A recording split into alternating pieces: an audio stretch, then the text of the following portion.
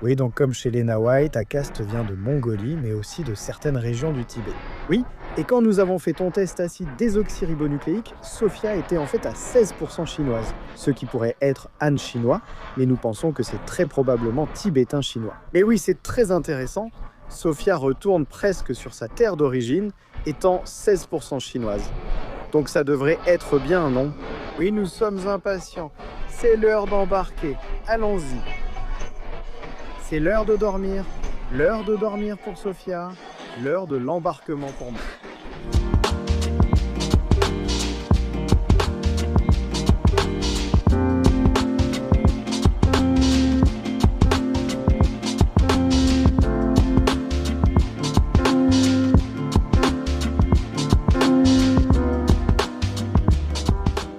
Bon les gars, je regarde juste par la fenêtre, je peux déjà voir un peu de neige sur les montagnes.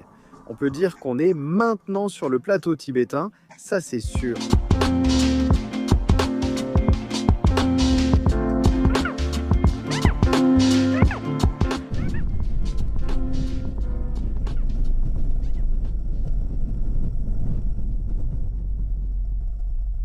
Bon, on vient d'atterrir et heureusement ma eSIM nomade fonctionne. Elle fonctionnait même dans les airs, croyez-le ou non, donc j'envoyais des messages à notre guide, Ben, pour lui dire qu'on allait bientôt atterrir. Ils ont ajouté ces passerelles aux avions il y a seulement 1 an. Avant, tu descendais d'un bus pour rejoindre le terminal principal. J'ai vu dans la vidéo de Sabbatical qu'il est descendu d'un bus pour rejoindre le terminal principal. Maintenant, il y a aussi des passerelles, ce qui est vraiment cool. Il y avait tellement de turbulences. C'était tellement effrayant. Nous venons à peine de descendre de l'avion depuis 10 secondes et je sens déjà la différence d'altitude. J'espère que ça ne va pas empirer. Je le sens aussi, oui tu peux le sentir. Je pense que sans efforts importants comme à l'Everest, ça ira, il faut juste bien s'hydrater. D'accord, les gars. Donc on a tout ça, d'accord, et on a retrouvé Ben. Salut. Réunis à nouveau. Quoi de neuf? Comment ça va? Merci. Bonjour, je m'appelle Bema. Merci beaucoup. Ravi de rencontrer Bema Pema, ravi de faire votre connaissance. Vous serez donc notre guide pour les 6 jours à venir. Waouh, incroyable. Merci. C'est comme une bénédiction? Oui, non, c'est des cartes pour porter chance. D'accord, parfait, d'accord. Alors les gars, j'ai oublié de mentionner une chose vraiment chanceuse à propos de ce voyage au Tibet. C'est un voyage privé. Il n'y a que Sophia et moi, notre guide Ben, et notre guide local, Pema. Donc c'est vraiment super. Parce que beaucoup de circuits au Tibet sont des voyages en grand groupe, ce qui est quand même bien, mais nous allons pouvoir découvrir le Tibet de manière vraiment privée et personnelle. Ça va être génial. Regardez ces superbes montagnes dès la sortie de l'aéroport. C'est magnifique. Allons-y Hassan, heureux de te rencontrer. Ravi de te rencontrer. Salut Sophia, ravi de te rencontrer en personne. On a beaucoup parlé en ligne. Merci de nous accueillir ici et d'avoir tout organisé. En fait, en parlant des gars, voici à quoi ressemble un circuit de groupe classique en Chine et probablement dans tout le Tibet. Et tu peux voir beaucoup de monde. Et normalement, ils suivent un guide touristique avec un grand drapeau. Et oui, mais pas aujourd'hui. Le tunnel mesure 25 km et a été creusé à travers les montagnes. Avant, il fallait plus de 2 heures en voiture pour rejoindre l'aéroport à cause du détour. Waouh, avant il fallait faire le tour, mais maintenant on passe directement. Waouh, un trajet d'1 heure pour parcourir 60 km d'un coup. Waouh.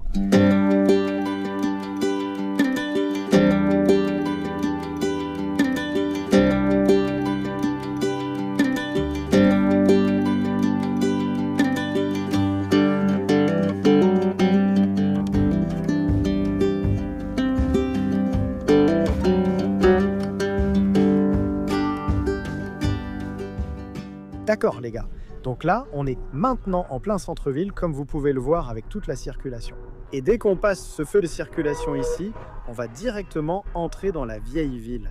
Et toute cette vieille ville va vraiment être préservée, vous savez, pour de nombreuses années à venir. Pour préserver et conserver cette culture tibétaine traditionnelle, beaucoup de trottoirs ici, vous pouvez voir qu'il y a beaucoup de travaux en cours en ce moment et que tout est en train d'être restauré et revitalisé, même des choses toutes neuves.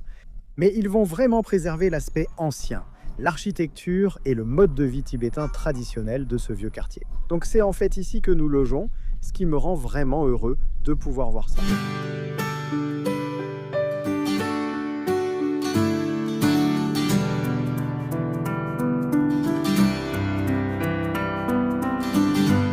D'accord, donc on vient de nous déposer et maintenant il y a 2 minutes de marche jusqu'à notre hôtel. Donc on va juste traverser les marchés locaux ici. Ouais, on a l'impression d'être à Boulder, mais en plein Népal, l'un des sites sacrés du Népal. Waouh, j'ai tellement de choses à dire, les gars. Pendant les 6 prochains jours, il va se passer beaucoup de choses.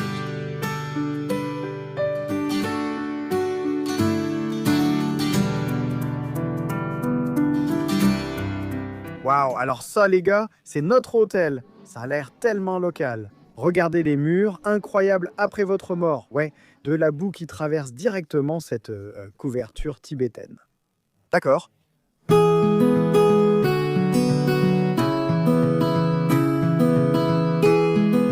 Alors les gars, comme vous voyez, c'est de l'oxygène.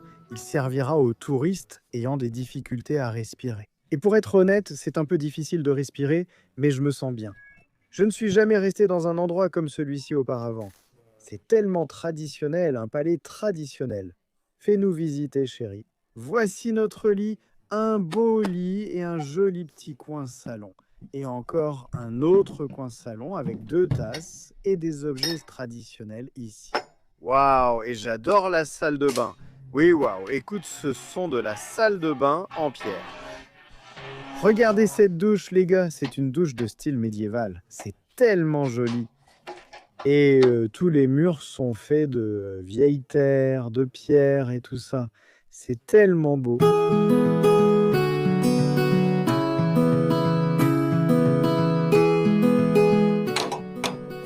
D'accord, c'est l'heure de la nourriture népalaise. Oui, on a été en Indonésie, les gars, et on a été en Chine, et tout ce qu'on veut, c'est de la nourriture népalaise. Et ils en ont ici. D'accord. Donc en ce moment, on marche dans la vieille ville et on peut vraiment sentir l'ambiance locale. Donc maintenant, on va chercher à manger parce qu'on a tous faim. Et puis on reviendra, on explorera et on ira vraiment en profondeur. Pour être honnête, les gars, en ce moment, je suis assez submergé. Il se passe beaucoup de choses et il y a beaucoup à voir. Toutes ces cultures différentes et tout ça. D'accord ? On va monter au restaurant des vétérans. Comme dit plus tôt, ils offrent une fusion indienne, népalaise, tibétaine et aussi de la cuisine occidentale. Ce restaurant est très local. Regardez les marches sur lesquelles on marche. Tachi Supreme, c'est le numéro d'honneur. Bonjour, c'est un plaisir de vous rencontrer. À mon avis, c'est la meilleure cuisine de Lhasa. Waouh, j'ai hâte de goûter votre nourriture. Que voulez-vous voir? Peut-être près de la fenêtre? Ouais, super, les beaux plats népalais, les gars. Vous êtes géniaux ici aussi. Donc oui, on va prendre quelques plats népalais. Voyons voir, d'accord, les gars. Nous avons maintenant notre magnifique plat de curry de yak. On va juste prendre un peu de curry, ici, du riz et un peu de pommes de terre. D'accord, santé, les gars.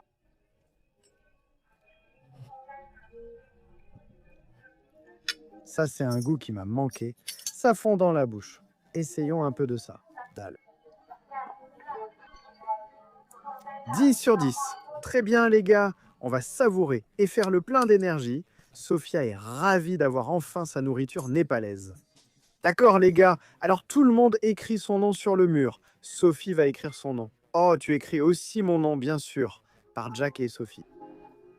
Génial. Les visites de Jack et Sophie. Aimez et abonnez-vous. D'accord. Alors Ben, merci de nous rejoindre à nouveau. Tu veux présenter ton entreprise et expliquer un peu ce qui se passe ici aussi? D'accord? Salut, je suis Ben d'Elevated Trips, elevatedtrips.com. Nous emmenons des groupes à Lhasa et au camp de base, au cœur spirituel de la ville. Le Jokam est le temple le plus sacré du plateau tibétain. Et pour cette raison, c'est un endroit très spécial où les gens viennent en pèlerinage et ces personnes se prosterner derrière moi. On appelle cela la circumambulation. Circa signifie tourner autour, ambulation, se prosterner au sol. Donc, ce qu'ils font ici, c'est essentiellement se prosterner au sol à chaque fois. Ils s'allongent par terre avec ces objets en bois sur les mains pour ne pas s'abîmer la peau des mains. Ils répéteront cela des centaines de fois autour du temple sacré Jokong. Génial, waouh, d'accord les gars. Donc en me promenant ici, il y a beaucoup de choses que je remarque. Aussi, ce gars derrière nous, il est en train de faire cette pratique spirituelle où il se prosterne sur les mains avec une jambe, ce qui est vraiment incroyable. Je suis un peu sans voix. Donc, beaucoup de pèlerins viennent ici, ils restent dans des auberges et ils font le tour ici de nombreuses fois. Et certains pèlerins vont même marcher depuis des villes et des villages de tout le Tibet pour venir ici, dans ce temple sacré. Maintenant, juste pour que vous le sachiez, si vous êtes touriste et que vous venez ici, il vaut mieux apporter votre passeport. Il y a beaucoup, quand je dis beaucoup, c'est vraiment beaucoup. Il y a de nombreux contrôles de sécurité où vos passeports seront vérifiés, parfois même vos sacs scannés. Assurez-vous d'avoir tous vos documents nécessaires. Avec votre passeport et vos permis, tout ira bien. Donc là, on va chercher une doudoune ou une veste tibétaine traditionnelle pour Sophia et moi. Actuellement, on est à 3600 mètres d'altitude et oui, on va seulement monter plus haut à partir de là. Oui, on a vraiment besoin de vêtements chauds, non? Donc les gars, c'est aussi pourquoi je veux filmer autant que possible pour vous. Il y a aussi une certaine sensibilité religieuse et culturelle que je dois respecter. Je ne veux pas pointer une caméra sur les gens quand ils pratiquent leur religion. Donc j'essaie juste d'en tenir compte. Vous savez, parce que si j'étais un pèlerin et que je venais ici, je n'aimerais pas qu'on me filme tout le temps. Donc j'essaye de vous montrer le plus possible, mais c'est aussi assez difficile. Oui, je voulais juste le mentionner, voilà. Ils ont tellement de boutiques de souvenirs différentes, et vous pouvez acheter tous vos objets artisanaux, vos bols tibétains, vos bracelets et tout ce genre de choses. Ce que Sophia et moi cherchons, c'est une grosse veste épaisse, peut-être en laine de yak synthétique ou véritable. On va bientôt essayer d'en trouver une.